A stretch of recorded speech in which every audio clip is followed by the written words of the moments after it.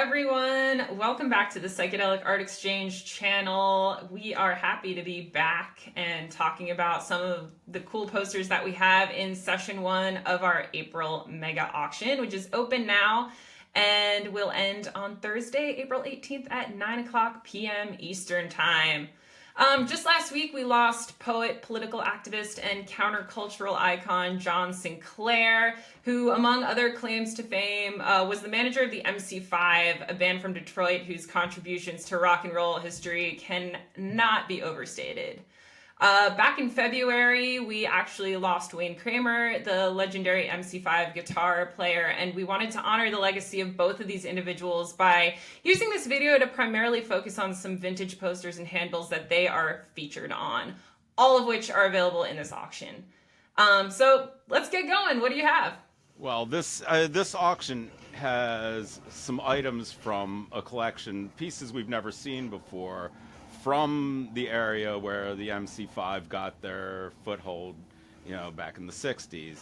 The collection's from a Detroit from an Ohio collector. And it has all these interesting pieces, and there's a lot of pieces that focus on MC5 and John Sinclair, and we just want to dig into this topic a little more. It's one that we really enjoy because the stories are so juicy around the MC5, Biggie and the Stooges, and the whole scene of the Grandy and all. And if you've noticed, we're testing out all our new tech gear, so we're all let us know how we look and sound. We're trying to make it a little more pro, less amateurish. Well, tech can only do so much. But anyhow, let's start with this one piece. I may need the assistance of my glasses for a minute, but this is a free John Sinclair benefit by Gary Grimshaw, one color, and signed, an admission of $1 at the Baker Center Ballroom,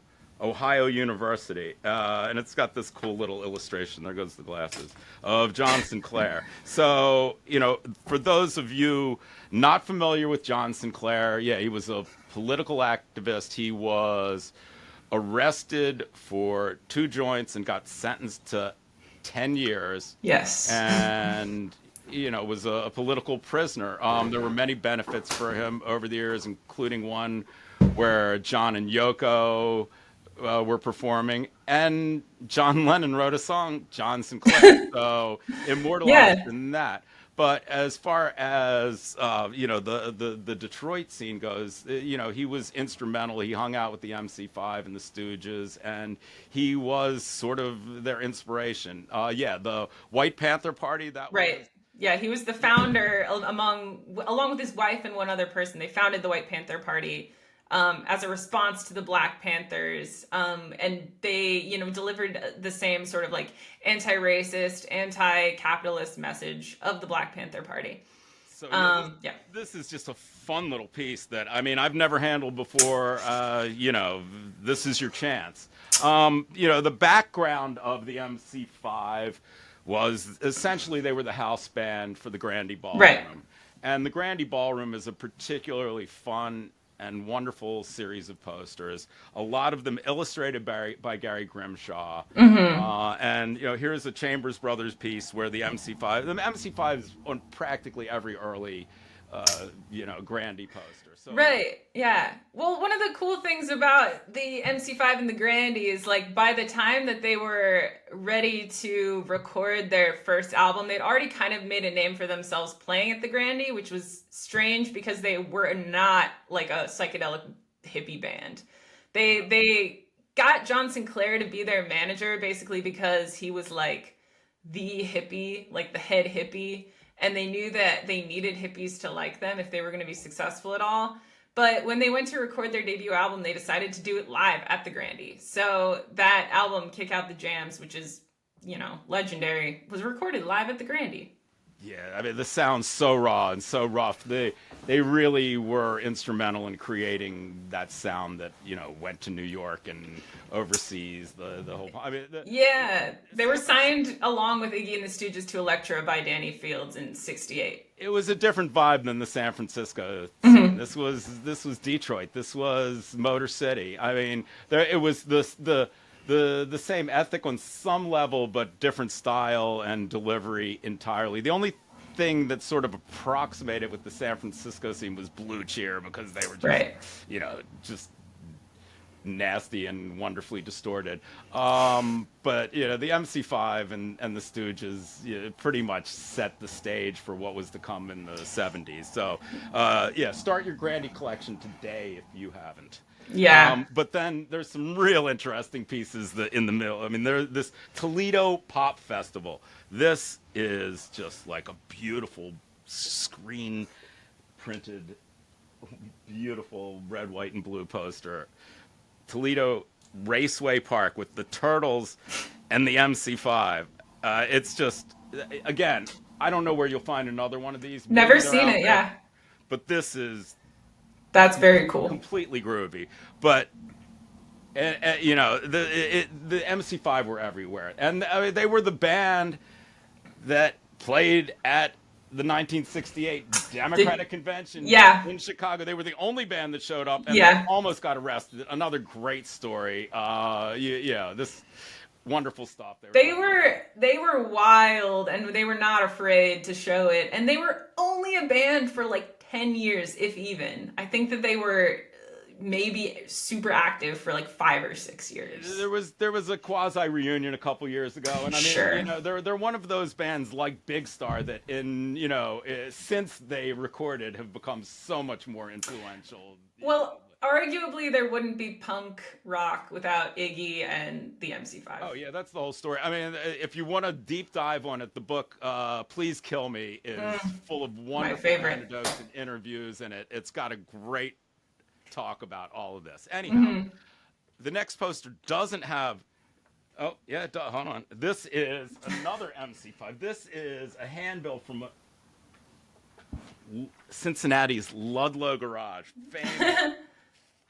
Yeah, again, I mean, it's all this Detroit history, but most of these are from the neighboring state of Ohio. Wow. Yeah, this is great. Golden earring.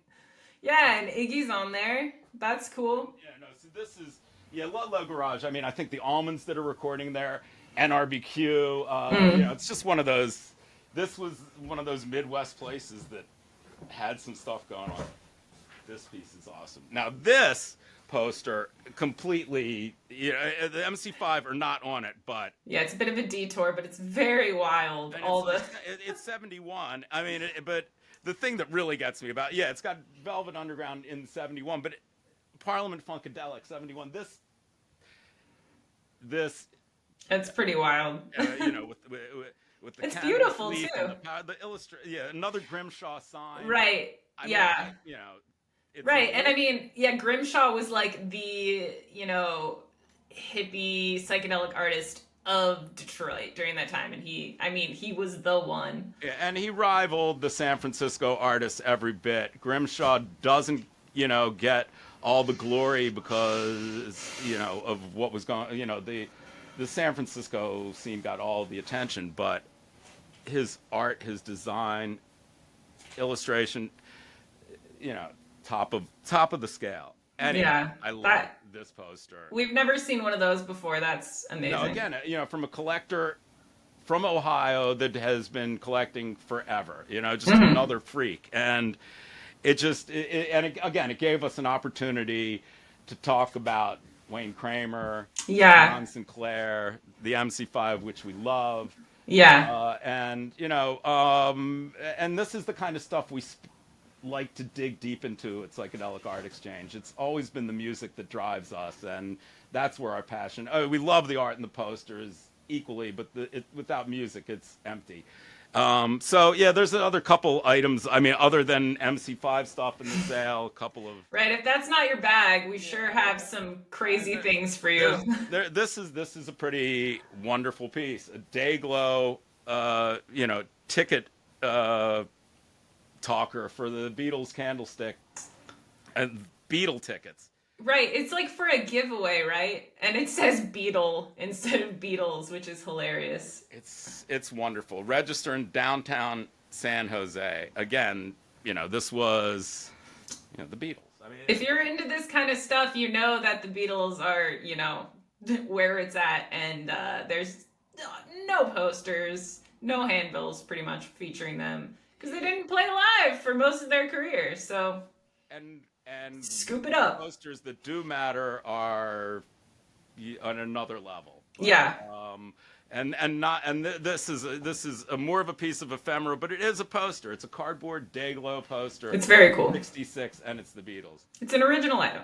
Yeah, and then we have this little handbill from Led Zeppelin, yes. big rock and roll. This is a small piece, but Memorial Coliseum it's 70. This is early Zeppelin. This is again what we do, what we love, and we love to come here and talk to you about it every week. With our new groovy setup, we're going to be launching a podcast next month, so you'll be able to listen to a half hour of Katy and Glenn if that's something that appeals to you. Or you might want to run in the other direction, depending on what you're into. Well, thank you so much for tuning into this video today. Again, please let us know what you think, about what we're talking about our new setup, whatever comments you may have. And don't forget to subscribe. We appreciate that as well. All these posters and more are available in session 1 of our April mega auction, which is open for bidding again until Thursday, April 18th at 9:00 p.m. Eastern Time. You can find that at www.auctions.concertpostergallery.com, but as always, the links will be in the description. Thank you so much. We'll see you here next time. See you next time.